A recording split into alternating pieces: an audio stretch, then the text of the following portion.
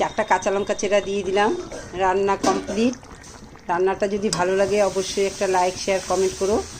আর তাহলে আজকের মতো রান্না এখানে শেষ। আর এইভাবে আলু আর ডাঁটা দিয়ে পাতলা জিরা বাটা আদা বাটা দিয়ে মাছের ঝোল করে খেয়ে দেখো, খুব ভালো লাগবে। এরকম ছোটো মাছের ঝোল এইভাবে রান্না করলে খুবই টেস্টি হয় খেতে। টাটা আজকের মতো। এই হচ্ছে মাছ, বাটা মাছ। মাছটা আমি কেটে ধুয়ে পরিষ্কার করে নিচ্ছি। তারপরে কি বলবো, কি দিয়ে রান্না করবো। আর মাছটা খুব ভালো।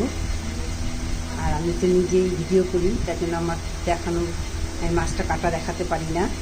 তাহলে মাছটা কেটে নিচ্ছি। নুন হলুদ মাখা হয়ে গেছে, এখন ভাজবো।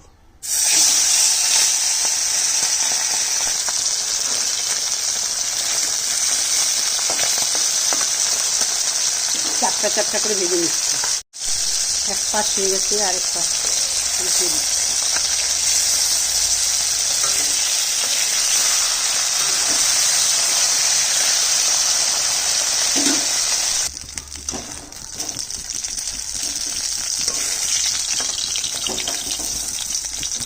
ভাজা হয়ে গেছে, তুলে নিলাম।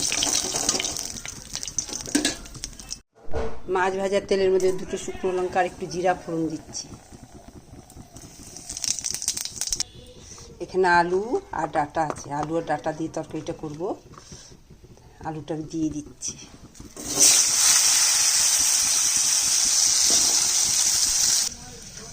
এখানে জিরা আদা আর কাঁচা লঙ্কা আর একটু ধনে বাটা আছে, আর আমি 1 চামচ হলুদ দিয়ে দিই। একটু জল দিয়ে নেড়ে নিচ্ছি। মশলাটা দিয়ে দিচ্ছি।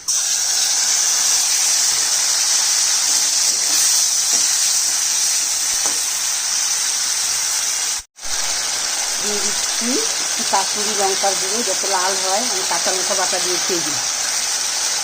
আর দিয়ে দিচ্ছি স্বাদ মতো নুন।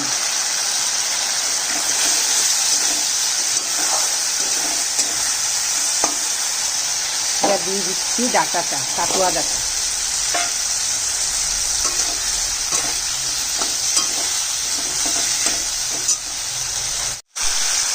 মাঝে আমি 2বার অল্প অল্প জল দিয়ে নেড়ে দিয়েছি, কষিয়ে নিয়েছি। এখন আমি জল দিয়ে দিচ্ছি।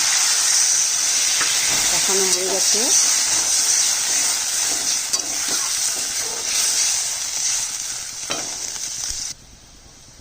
আলু আর ডাঁটাটা সেদ্ধ হবে, আর একটু জল দিয়ে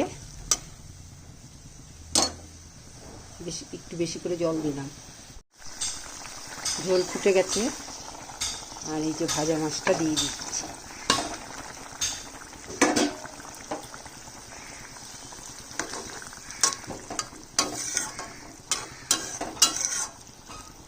আর 2 মিনিট রান্না করব।